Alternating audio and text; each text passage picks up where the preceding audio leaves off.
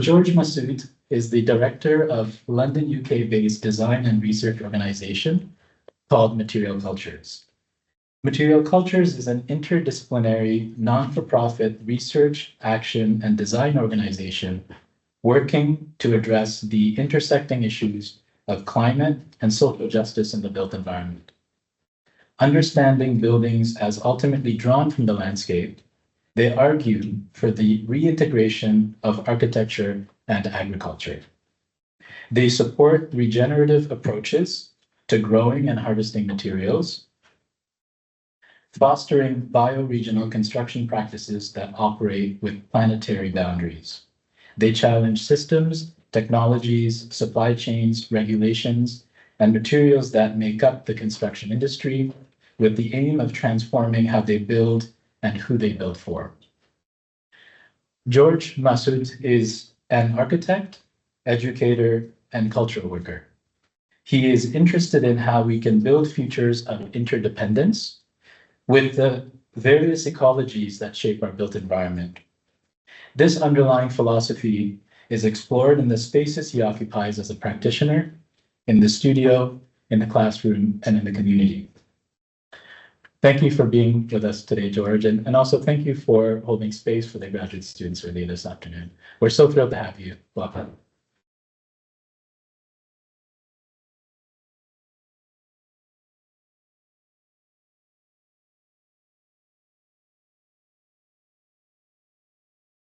Hey, hi everybody. Good evening.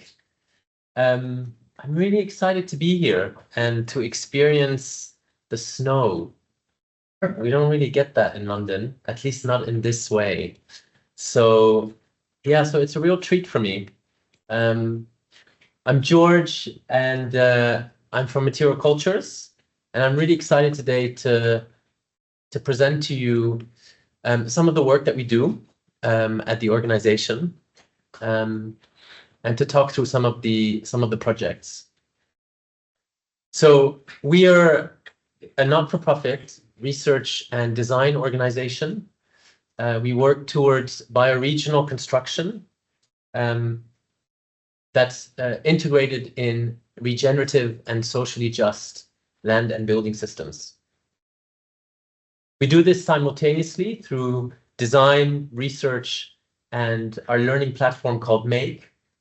And through this interdisciplinary, multifaceted approach, we act on many different levels of the system, from grassroots community capacity building to challenging mainstream construction norms, ultimately working to influence policy and regulation. We argue for the reintegration of architecture and agriculture because we believe that buildings are linked to their landscapes of extraction. And when we design buildings, we're often working to integrate bio-based materials into efficient construction systems that are adapted for contemporary modes of fabrication, and proving that ecological buildings don't have to compromise on design. We promote the reuse of existing buildings and also existing materials wherever possible. And we investigate the means of retrofitting buildings with bio-based materials in efficient and economic ways. We also carry out strategic research, often into how some of these ideas can be applied at scale, and critically how they can relate to a broader move, on the one hand to the circular economy and on the other to regenerative land practices. And understanding how some of these resources are managed and understanding supply chains and tracing supply chains in bioregions becomes a really integral part of the design process. We teach architecture across many different institutions, but increasingly we're engaged in an alternative kind of construction skills training through our MAKE program, which tries to broaden the understanding and the use of natural building materials. Together with a group of practitioners and workshop participants, We've been developing this model for construction training that's more engaging, that's participatory and reciprocal. We work really laterally across many different scales and disciplines. We work with private developers and grassroots community organizations, bringing people and movements together that rarely connect. So we're talking about forestry and architecture, traditional practices, climate science, grassroots activism, and policymaking. And by building those bridges, we're really able to make it possible for people to work together, supporting often very local projects, but whilst at the same time contributing to much wider shifts. When we work with community partners, we demonstrate, enable, and infrastructure people and places with the materials and the skills and the capacities to literally build those alternative futures. And this is often in the context of land, social, and climate justice. And so because we work across multiple levels of the system, we're addressing the needs that we have now, whilst also working towards more transformative change.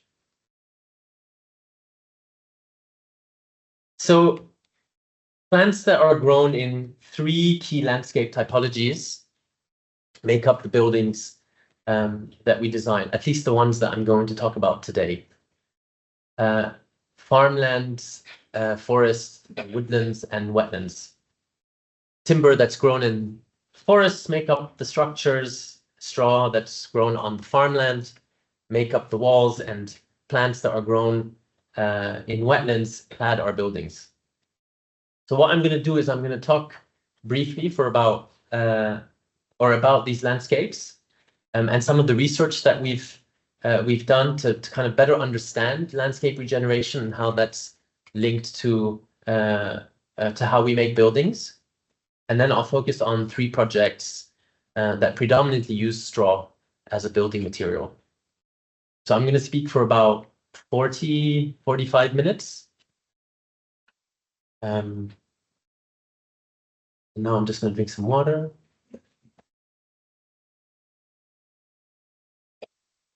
Okay.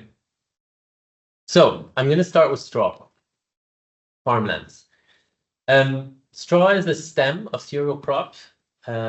It's very versatile and it holds quite a lot of CO2 or amount of carbon in the plant, so up to 40% of its matter. It's quite often left in the field. It's either used for bedding or it's burnt, which means that a lot of the CO2 that's been sequestered, so that's the CO2 that's been captured and stored in the plant, during its growth is then re-released into the atmosphere. So by taking plant matter from our fields and storing it in our buildings, plant-based buildings can be a really simple and guaranteed form of carbon capture and storage technology. Our research in Yorkshire, which is in the north of England, shows the feasibility of substituting readily available plant-based materials in a standard developer house. So this is an area which has a really rich industrial past. It's now unfortunately in decline and has some of the most deprived rural areas in the country. So our findings showed that you could turn each individual house into a net producer of greenhouse gases, or from a net producer of greenhouse gases to a carbon negative unit of storage. And what's really interesting about this is that the amount of land that's required to grow these materials is fractional, particularly relative to the land that's already in use for arable crops. And of course, the potential for economic gains to a region that is struggling with unemployment are in the billions of pounds. Now, underlying a lot of this agricultural production is also a story about how oil-dependent industrial agriculture has desertified landscapes. poisoned soils, waterways, and destroyed habitats. This is evidence of the biodiversity loss that's associated with material extraction, and surprisingly, most of which is attributed to farming. Today, we're dependent on just a handful of cultivators to support our food systems, leaving them very vulnerable to climate change, pests, and diseases. So in order for architecture to address not just the climate crisis, but the biodiversity crisis, a move to bio-based construction needs also to be accompanied by a move to more regenerative agriculture. Our work increasingly begins to take landscape regeneration as a starting point for thinking about the design of a building. We're learning a lot from farms like this one in Suffolk, which grows in alleys. So it grows crops in very wide spaces between rows of trees and shrubs. And they cultivate what we call population species. Population species are really genetically diverse crops. And unlike the uniform modern varieties that are used in industrial farming, they're a lot more resilient to climate change and local conditions. So there's a really critical relationship between farming, land, deforestation, and woodland creation. A drastic reduction in forest cover is due to its transformation into arable land for commodities and livestock. And it's the same kind of industrialized farming logic that is used to manage productive woodlands. Woodlands are critical habitats for biodiversity and ecosystem restoration. They're also intertwined with the history of our common lands, particularly those that we have lost access to. And most of our woodlands today, at least in the UK, are privately owned with very limited public access. Often they're not maintained or in really poor ecological health.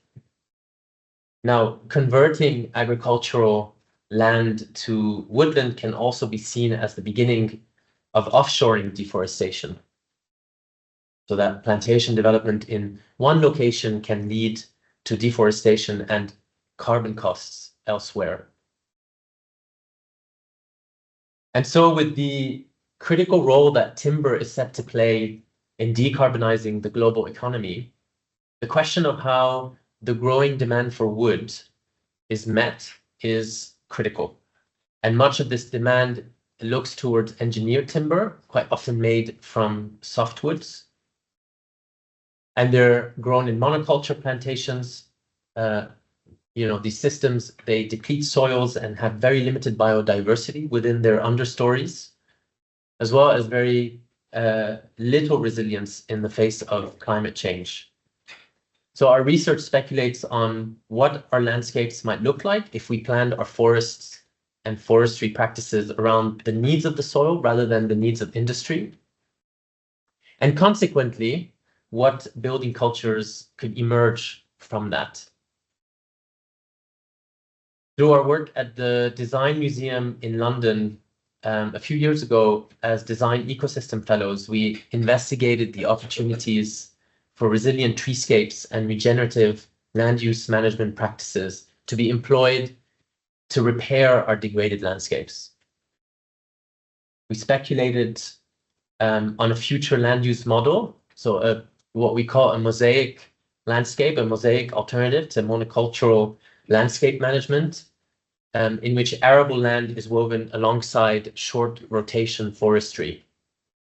So using quick growing coppiced hazel or willow and shelter beds of broadleaf tree species. Our research looks at how to work with materials and products which might be drawn from these more diverse forms of landscapes or treescapes.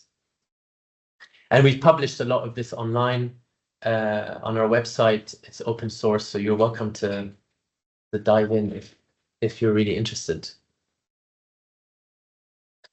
Now, these alternative treescape models might be lower yield. In a sustainable future, I think the construction industry must really adapt to an alternative landscape system. And whilst we look to grow more diverse treescapes, we also need better management practices to keep what woodlands and trees we have in good condition.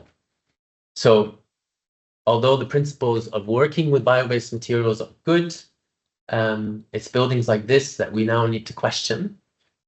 Evidence suggests that as the supply and demand for engineered timber grows, global biodiversity is set to decline. And because we have really scarce forestry resources, the ecosystems that support them are incredibly valuable. And we need to be using these resources as efficiently as possible. So we can do this through design using timber or using designing much leaner, lighter building frames, for example.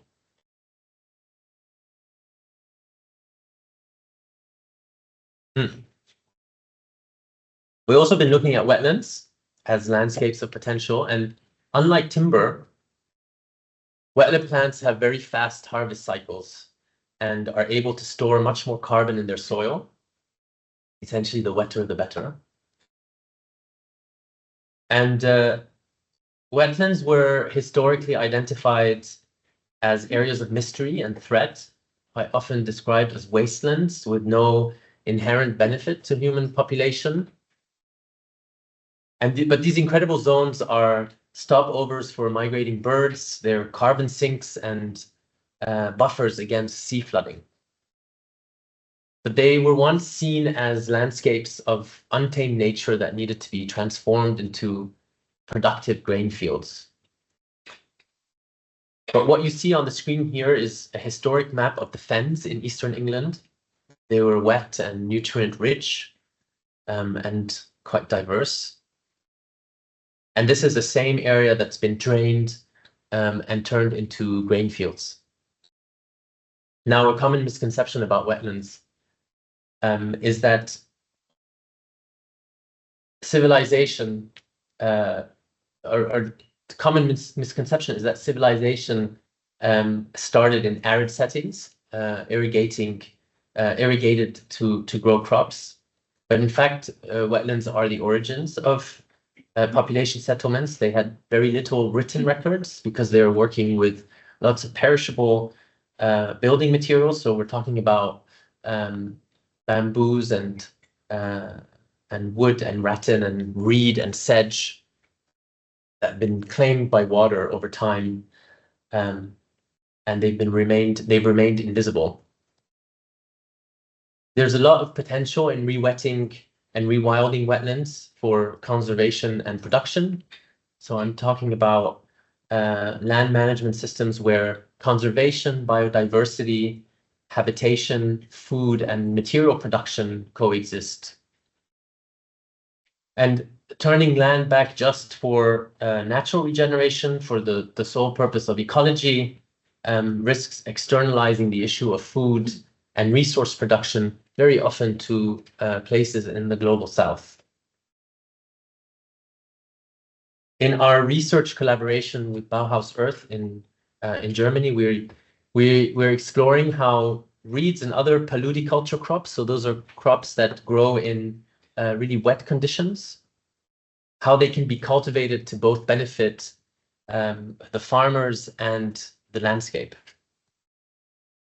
We've been working with manufacturers and farmers and conservationists to understand how these material supply chains can grow and scale, and how, as architects, we can specify and promote new alternatives to plasterboard, to OSB, MDF, and foam-based installations. And by looking at the volume of materials that can be sustainably harvested from the site, we can begin to understand the potential for material supply chain that could feed both retrofit and new build construction. So we were looking at a site in the Sörnitz lowlands of Brandenburg, Germany, which is about 80 hectares. For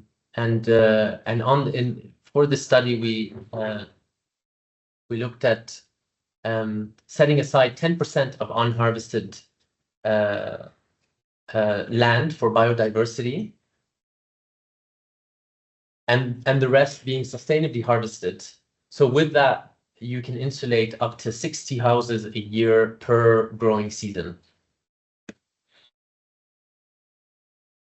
Like many wetland plants, the hemp plant is extremely effective at capturing CO2. It grows very quickly and it's got really deep roots in the soil. So it really rejuvenates the soil. So I'm going to talk about this project now called Flat House. It's a prototype project. And what's really important about this project is this building is its relationship to the land that it sits on. It's really the starting point of its material supply chain. It's in a rural context, which means you have a lot more space to grow and make up the building, to grow the plants that make up the building. Whereas in an urban context, I think it's a difficult process to replicate. But we'll talk about. I'm going to talk through two projects that are in an urban context as well today. So I'm taking you to a small dairy farm in Cambridgeshire in the east of England. Our client, Steve Barron, established Margin Farm for growing hemp, specifically to use in experimental biocomposite alternatives to plastic. He commissioned Flat House, which is a hemp-based flatback demonstrator project that could show the versatility of the material. The building takes the form of an existing frame barn.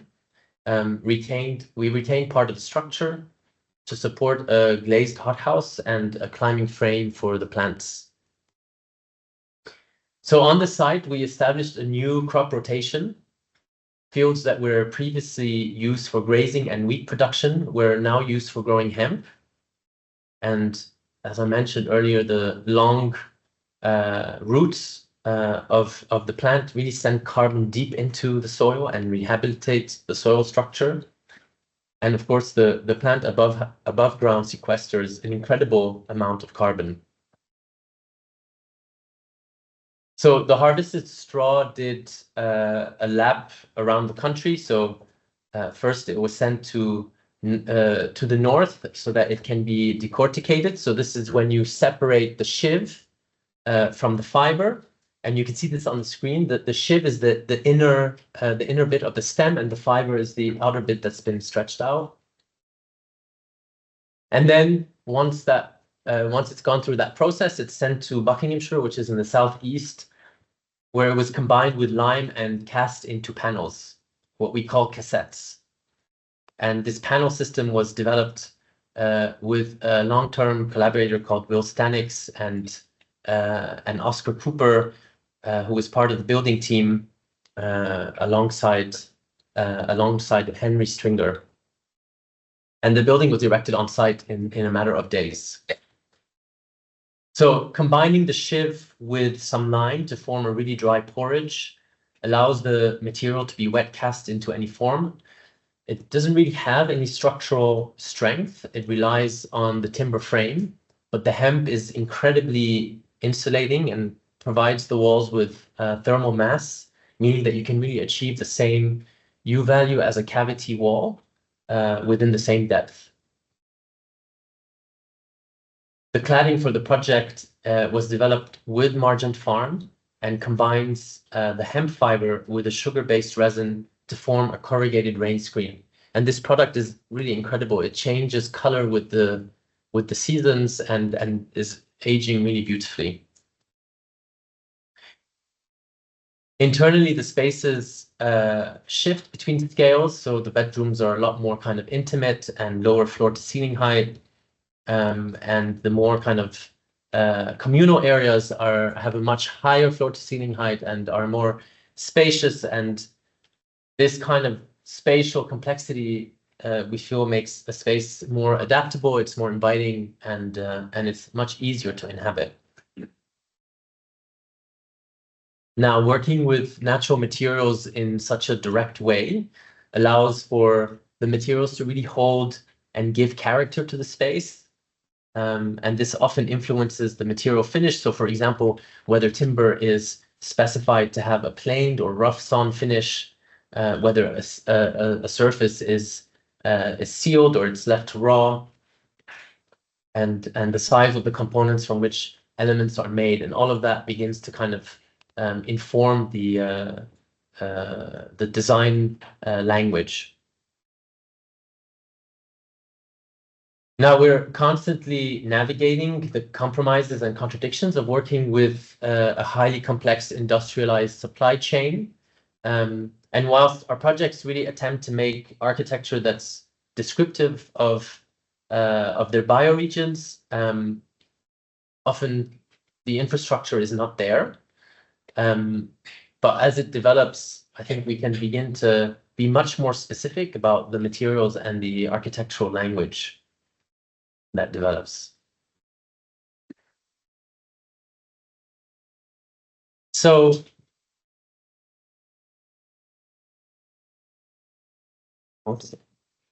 I'm going to take us to London, North London, to a site called Wolves Lane. It's a horticulture center. It's a really incredible space. In fact, it's really the heart of the community in a borough called Haringey, in North London. It has lots of kind of growing spaces and greenhouses where a lot of community organizations run lots of learning programs and volunteer sessions, but some smaller enterprises also grow fruit and veg or produce to sell to the local community. So here we were invited to work on 2 new buildings for the southern portion of the site. Those are the ones you can see in the distance on the right. Well, my right, probably, yes, your right too.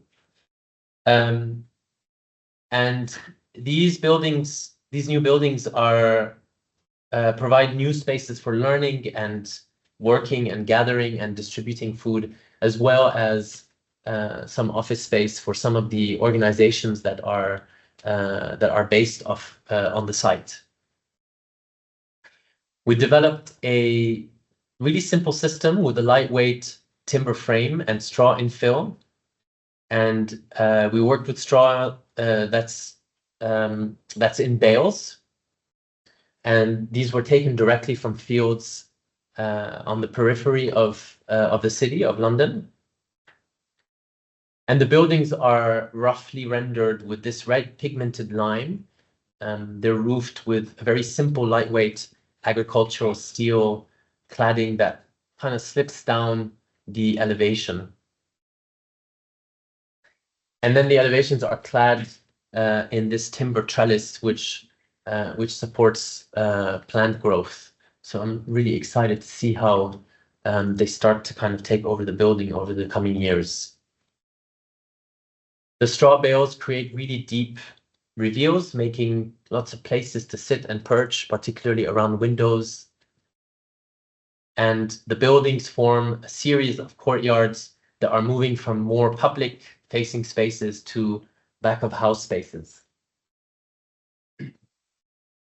Work Limited was the contractor on the project, and they took our 3D model and developed their own digital twin, detailing down to the fixings and the plumbing junctions, which really allowed them to kind of build with precision. And I think there's something really pleasing and satisfying about seeing straw bales and BIM models converging.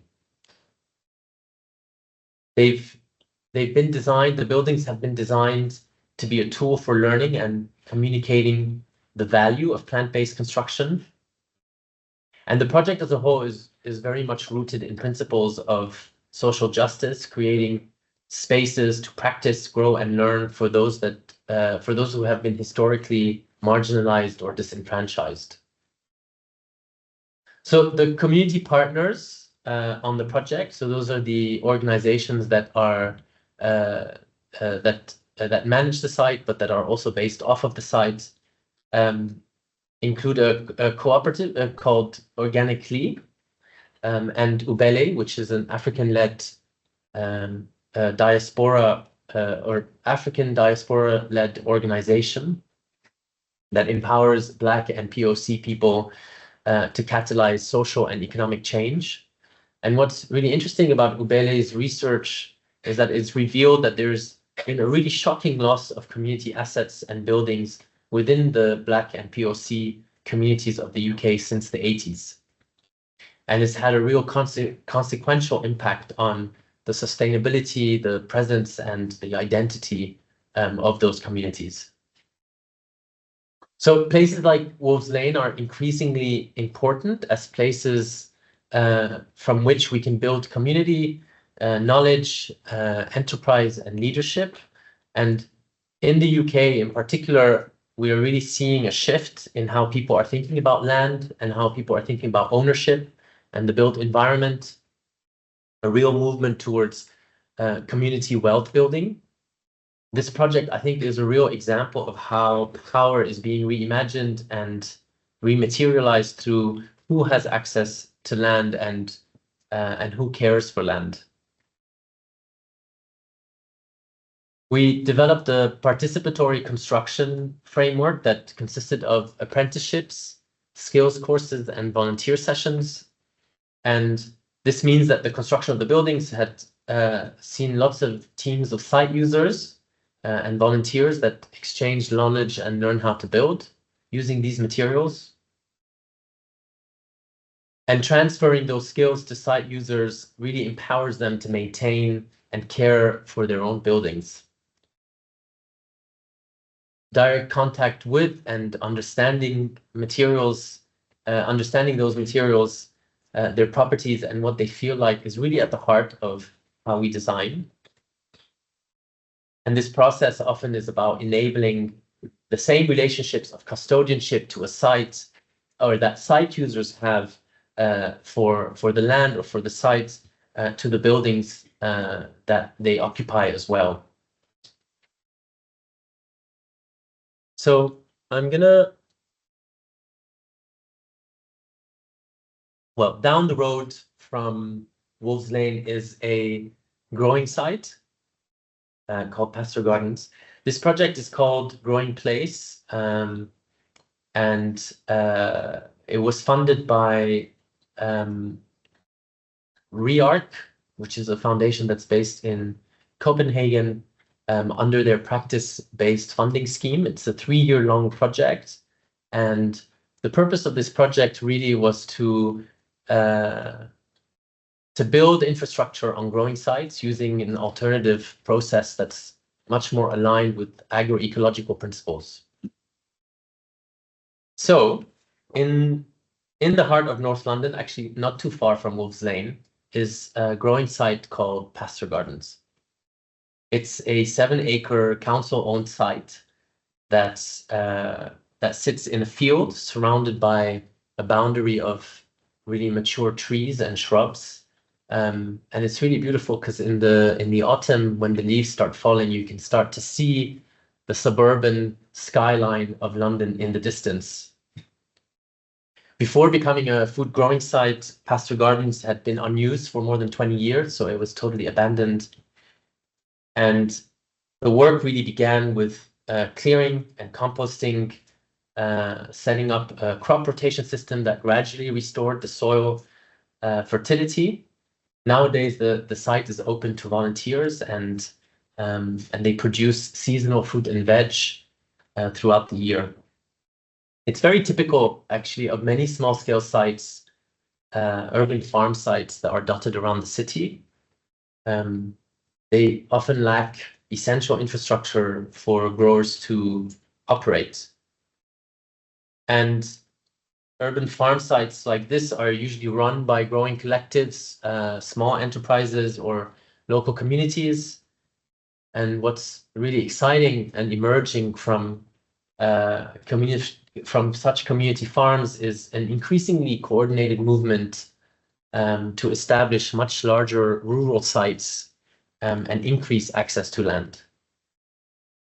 The stewards of Pasture Gardens are a group of growers, including Black Roots and Wolves Lane. Actually, Wolves Lane is co-manages the site. This is Ella on the right. She manages the beds, the Wolves Lane beds on the site, and Pam on the left is head grower of the other organization that manages the site called Black Roots. Black Roots is a multi-generational Black-led growing project, and it was set up to make sure that Black and POC growers have access to land, not just to grow food, but to learn and connect and restore their relationship to the natural world. So the Growing Place project explored the question of what is possible when we rethink how to build the infrastructure that's needed to access and care for land, starting from alternative ways of learning, making, and working together. The goal was to develop a practical, replicable approach to making buildings for both urban and rural farm sites with the use of local materials, hands-on methods, and community-led design. We started with a co-design process, and over 2 days, we hosted lots of people at Pasture Gardens. We brought together land workers, neighbors, designers, builders, to really shape a shared vision for the structure on the site. And the workshops were a real opportunity to listen very deeply and make sure that we understand the values and aims and needs of the community of land workers who we are working with. And I think it's really important to say that we were working at multiple scales. So we were looking at a very local site, so the site itself, the local scale, but also at a systemic scale. So what are the patterns here, and how can we use this on other sites? So these workshops were really an opportunity. So we worked with Sandra Salazar and Sarah Hersey to design these workshops. Sarah is a spatial practitioner and Sandra is an agroecological grower. And it was a real opportunity for us to bring together spatial practice and agroecological practice to design a process that speaks to both disciplines. So the activities included tool sharing sessions, reflective site walks, a lot of resource mapping and collaborative brainstorming. We shared lots of food and made offerings to the land, and closed the workshops by making a communal shrine. This really helped ground the process in both very practical exchange, but also collective care. And so we translated those learnings from the workshop into a brief, which is essentially a set of priorities for the project. And the result is Harvest House.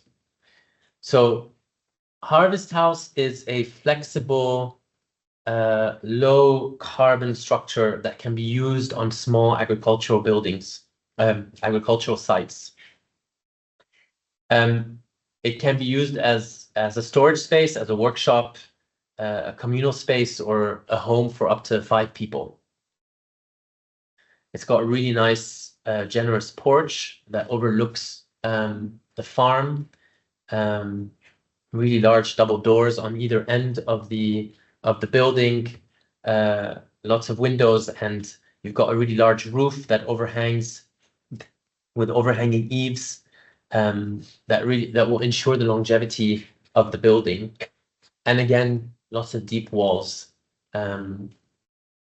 because of the light earth building system that we use, which I'll talk about in a minute. So over the course of 2 months, with a structural engineer and some material specialists, we designed a building that can be constructed in an accessible way with people who had little or no construction skills training. The building is designed so that a group of 6 people or 6 or more people can work together, can assemble it safely and effectively following very simple repeated steps. And it's made of components that are very easy to carry and install. This is Sam, who had just finished making the wall frame components and was about to fix them to the floor joists.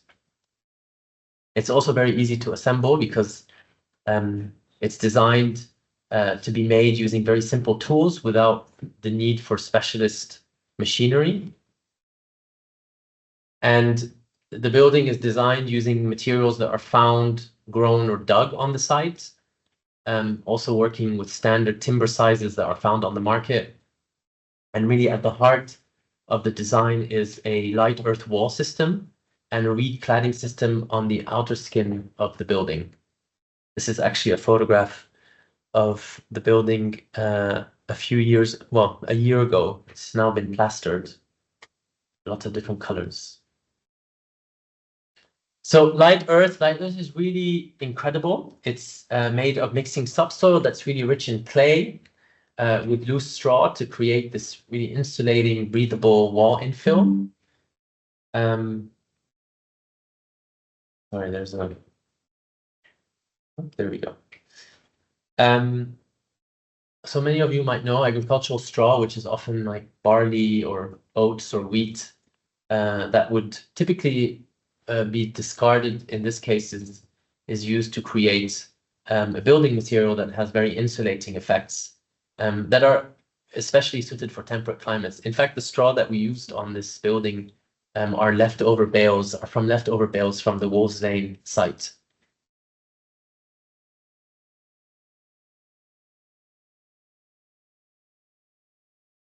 The straw is the primary material of the mass, and the earth is the binder. It can absorb and release lots of moisture. It's very good vapor diffuser, and it has lots of insulating properties, and it's also fire resistant. When the straw is fully coated in the clay, it creates it becomes non-combustible.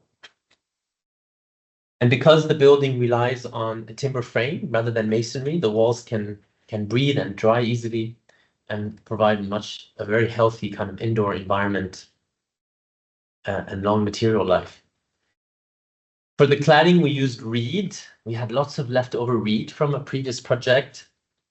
I really love reed, actually. It's one of my favorite plants. We worked with common reed, which is the most common type of reed, at least in Europe. It's most widely used for thatching roofs. In many regions, including the UK, it often grows in wetlands and along marshes, lakes, and riverbanks. And it has really long, straight stems, which, when are harvested correctly, provide really good balance, durability, flexibility, and water resistant. There's actually a lot of silica in reed, which makes it really great as a water repellent. The use of reed and thatching requires really specialist skills, but we've been working with Mark Harrington, who's a master thatcher in Devon, which is the southwest of England. We've been developing a system that is really quick and easy to install as a vertical cladding system that require very little skills in thatching. So the reed is prepared in rolls and then it's fixed onto the outer walls of the building. And the result is this really contemporary design that feels quite appropriate and maybe representative of the new design language. It's also replicable easily replicable across many different growing sites and accommodates various uses. It's really designed to address some of the issues with erecting a building on a growing site. So particularly in the UK, it's really difficult to there are quite often lots of planning and statutory frameworks that are restrictive and can limit what you can do, what you can build, and it's particularly difficult on growing sites, especially in rural contexts. So what's really interesting or exciting about this building is that you can build it without having to go through that kind of onerous planning process with local authority. Harvest House is designed to be built within the parameters of what we call the Caravan Act, meaning that it can be sited as a static home on many agricultural or rural contexts or sites without requiring planning permission for a permanent structure. But at the same time, the design can be easily upgraded to meet building regs or building regulations for a domestic building. In the UK, planning permission is actually very difficult to obtain, and building regulations are highly prescriptive and can be a really costly process. So Harvest House on Pasture Garden was built as a demonstrator or prototype, and since then we've been developing the typology and produced different versions of are working on different versions of Harvest House, different sizes that you can build, still within the kind of the framework of the Caravan Act. How am I doing on time? Good. Okay, 5 minutes. Okay, so involving others in the construction of a project can be, I think, a really positive way of expanding its impact. It's an opportunity to grow collective knowledge. It also helps to grow capacity. And it's really immensely rewarding and empowering and very joyful. So when you kind of step away from what you've put together, you step back at the end of the day and you look at what you've made, it really feels quite special. And natural materials, I think, are incredible because they really lend themselves to participation. They're mostly safe to work with, and they don't require too many specialist tools. And they're an inherently easier way to build, a way of building compared to modern construction methods that often depend on sealants and proprietary systems. On Harvest House, we worked with about 60 participants. And I think what's really exciting for us about a project like this is, especially because a lot of the participants came from across the country, is to really be able to map out the ripple effect of this knowledge transfer or knowledge exchange.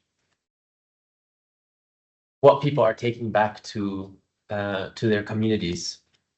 We ran a series of 5 week-long workshops, taking the project from structural frame to completion. The foundations, the roof, and the windows were completed by Andy, who's a professional builder, and all the other elements of the building, from the timber frame to the walls and the cladding, form part of a learning program where they were iterated and developed and built with workshop participants.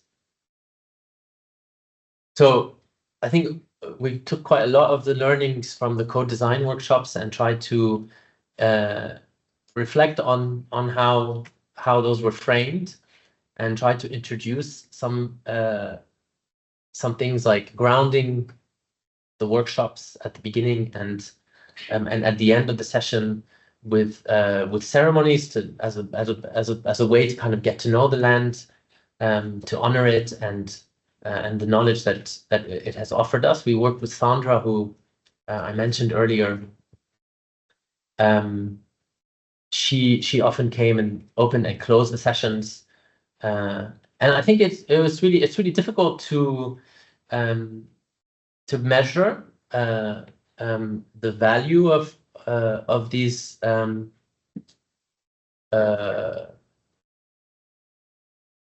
of the kind of the opening and closing ceremonies and the walks on site, around the site with Sandra, but actually they were really an incredible way for people to connect with each other and to build trust and to get to know the site that they're on.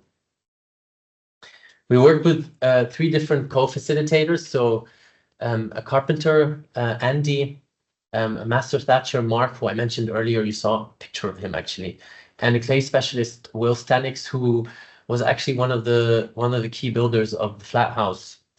And they facilitated 3 different workshops. So they transferred their knowledge onto the participants, which really empowered us to kind of complete the build.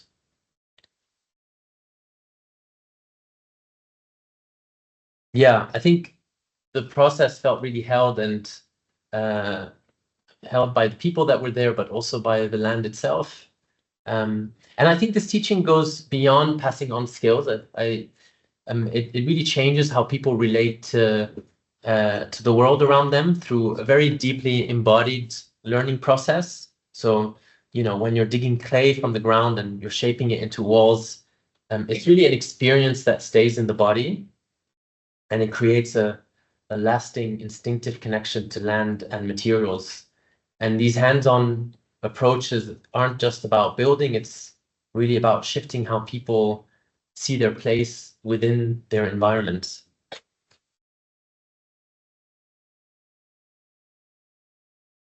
So to make meaningful change, I think we need to accept that there are no easy answers, and that most construction practices cause harm and all require compromise.